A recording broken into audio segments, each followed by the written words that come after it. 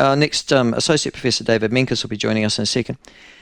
He's an academic psychiatrist with a background in psychology and pharmacology, so be able to ask if they're happy pills. I've got to be honest with you, I've never taken them. And again, it was because of those conversations. I went, I've got to, if I'm unhappy and sad, and believe me, I've been unhappy and sad an awful lot in my life. It's the nature of the human being, the vicissitudes of humanity, you might argue. But I have never felt the need to take myself off there and be prescribed anti-medication. So I personally don't know how they work. You may. But the next person that we're going to be talking to on that particular issue is Associate Professor David Menkes, and he joins us now. David, welcome to the show. Lovely to have you on. Good morning.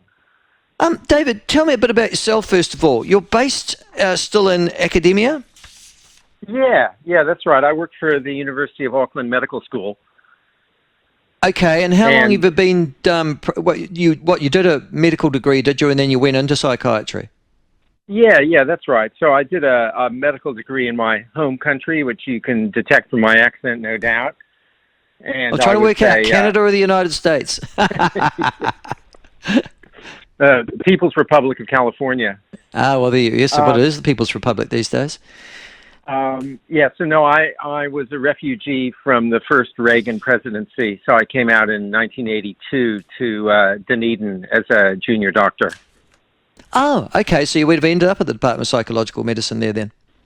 Yeah, that's right. So I trained there and was in Dunedin for the best part of 20 years, and then I've been variously in the UK or here in the Waikato since then.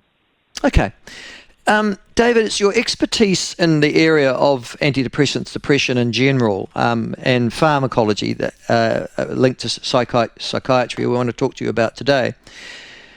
First of all, there's no dispute, I don't think, in fact, I've got the figures in front of me, that there has been a massive uptake in terms of antidepressant medication in New Zealand, not just over the last 10 years, but over the last 20 years.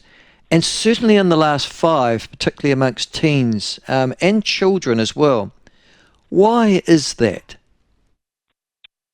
I think it reflects a number of things. And one of them is certainly the fact that the diagnostic criteria for depression have been loosened quite a bit. And so I think what used to be considered part of life that you were describing just before is now increasingly pathologized and indeed medicalized. So there's a lot of people who come to medical attention who are suffering from, loosely speaking, life. And, used to be that you'd just deal with it and get over it and get on. But, these days, a lot of people see that as a reason to seek professional assistance. And while that might be appropriate in many cases, sometimes it just simply isn't. I think there is certainly a tendency in New Zealand and overseas for depression to be overdiagnosed and overtreated.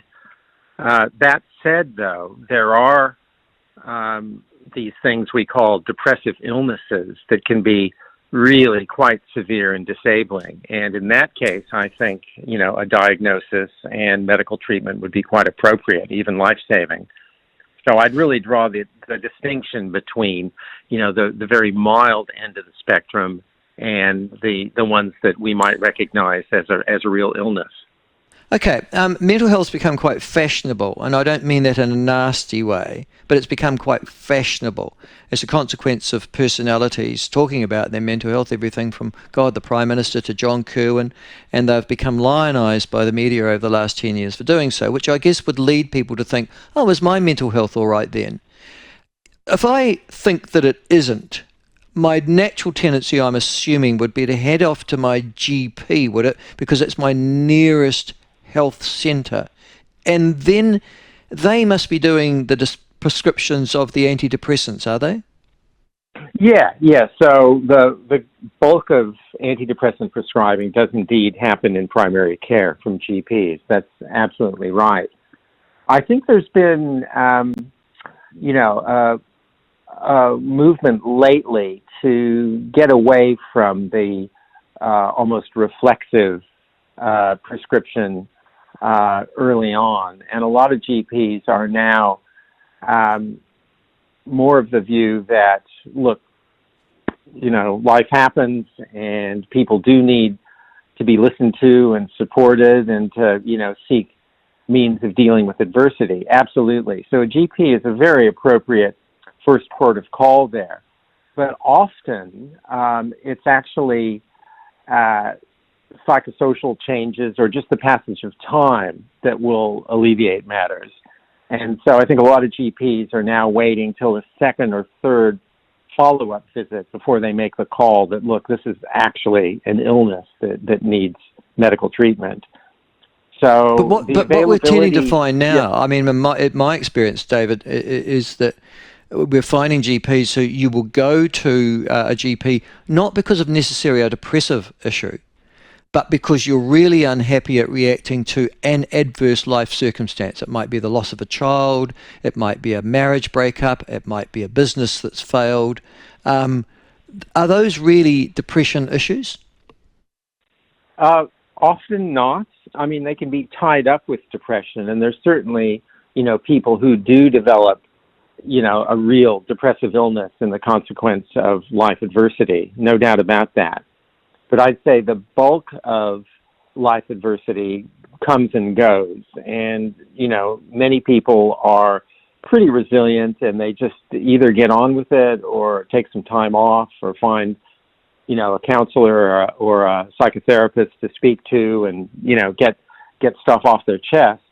And that does tend to help. So I think, probably the majority of people in that situation will recover without any specific medical intervention. And it's really those ones that I think are probably being overdiagnosed and overtreated. The problem for GPs is that it's very difficult to tell at a first visit, which sort of category people are in. Yeah. And some GPs, particularly if they know the patient quite well, will recognize whether this is really out of character or just more of the same kind of thing. And that's why I think it's quite unfortunate now that in some of these big practices, you might not see the same doctor twice. That's a real shame. Right. That's right. Yeah. The continuity of care is quite important. And, personally, I would say having a regular GP has made a huge difference to me because you don't need to go through all the BS, introducing yourself or your background or your context because they know it. Yeah. No. Listen, that's exactly the experience that many of our listeners will be going through.